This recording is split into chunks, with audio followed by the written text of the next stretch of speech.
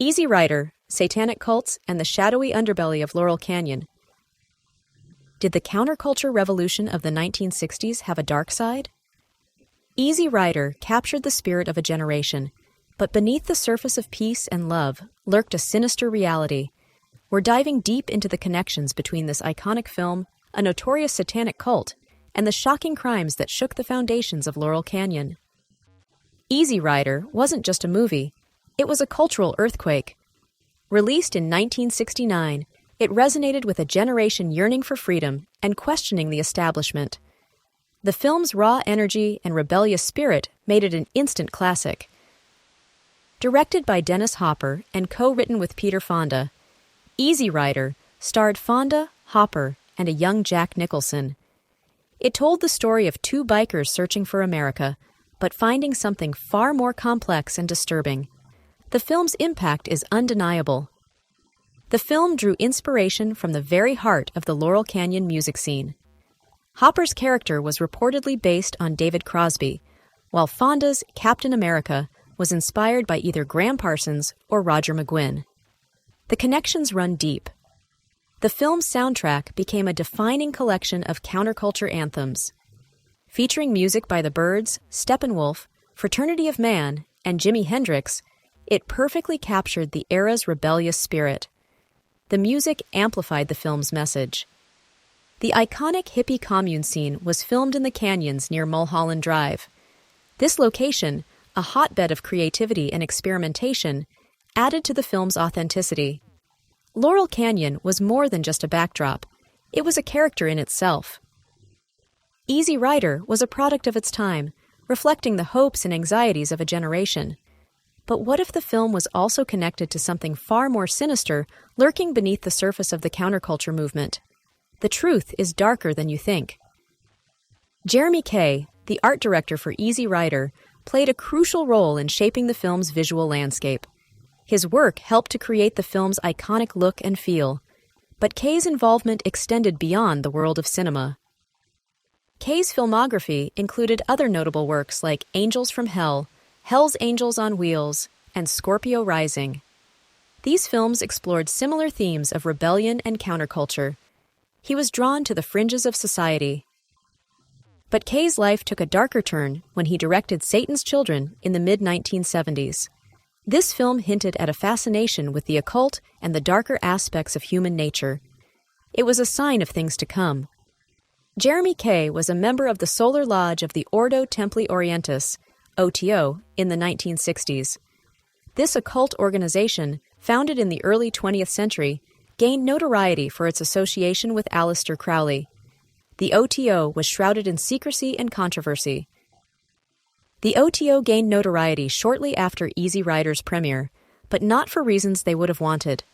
A shocking event would soon expose the dark underbelly of the organization. The truth was about to be revealed.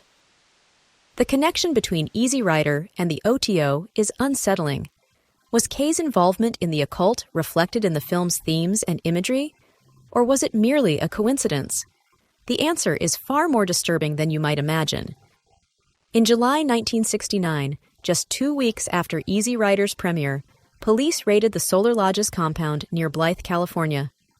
What they found was a scene of unimaginable horror. The raid exposed a world of depravity and abuse.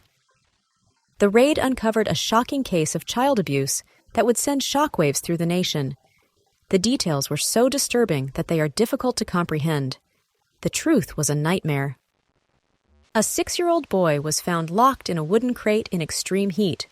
He had been subjected to unimaginable torture and neglect. The boy's suffering was beyond comprehension. The boy had been chained to a steel plate for nearly 2 months. He was confined to the box, unable to move or escape.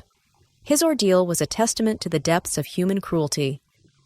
Temperatures inside the box reached as high as 117 degrees F.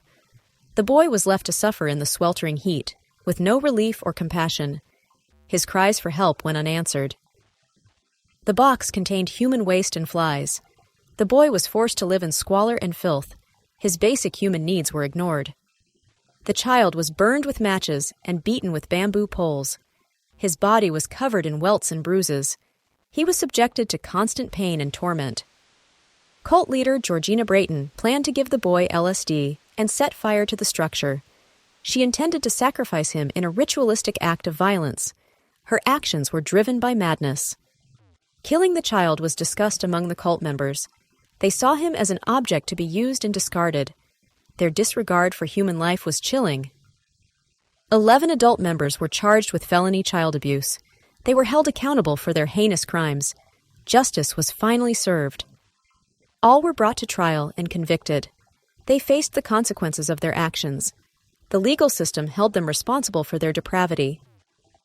The OTO compound raid exposed the dark side of the counterculture movement. It revealed the potential for abuse and exploitation within seemingly utopian communities. The truth was a stark contrast to the ideals of peace and love. The timing of the OTO raid coincided with the torture and murder of musician Gary Hinman by Manson acolytes. This coincidence raises questions about potential connections between the two groups. Was there a link between the OTO and the Manson family? Claims of ties between Manson and the OTO have been vehemently denied. However, the similarities in their ideologies and practices are undeniable. The truth remains shrouded in mystery. The OTO maintained a home near the USC campus in Los Angeles. This location was a hub for occult activity and attracted a diverse group of followers. The OTO's influence extended beyond the confines of its compound. Manson preached the same dogma, including the notion of an apocalyptic race war. This ideology, known as helter-skelter, fueled his followers' violent actions. Manson's twisted vision of the future led to unspeakable horrors. The massacre at the Tate residence occurred less than 2 weeks after the OTO raid. This horrific event shocked the world and exposed the dark underbelly of the counterculture movement. The Manson family's crimes were a stark reminder of the potential for evil. Manson's Barker Ranch hideout was raided on October 12, 1969, Aleister Crowley's birthday. This coincidence adds another layer of intrigue to the story. Was Manson influenced by Crowley's teachings? Aleister Crowley was the Grand Poobah of the OTO until his death in 1947. His teachings and practices shaped the organization's ideology. Crowley's influence on the OTO cannot be overstated. The connections between Easy Rider, the OTO, and the Manson family are unsettling. They reveal a dark underbelly of the counterculture movement that is often overlooked. The truth is far more complex and disturbing than we might imagine. The story of Easy Rider and the OTO serves as a cautionary tale about the dangers of unchecked power and the potential for abuse within seemingly utopian communities. It reminds us to question everything and to be vigilant against the forces of darkness. The shadows of Laurel Canyon hold secrets that continue to haunt us. The story of Easy Rider, the OTO, and the Manson family is a chilling reminder of the darkness that can lurk beneath the surface of even the most idealistic movements. Now, we want to hear from you. What do you make of these connections? Do you believe there was a deeper conspiracy at play? Dive deeper into this rabbit hole. Research the OTO, Aleister Crowley, and the Manson family. Share your findings and theories in the comments below. Let's unravel this mystery together. Don't forget to like this video, subscribe to our channel for more unsettling historical investigations, and hit the notification bell so you never miss an exposé. Your support helps us bring these hidden stories to light. The truth is out there, and together, we can find it.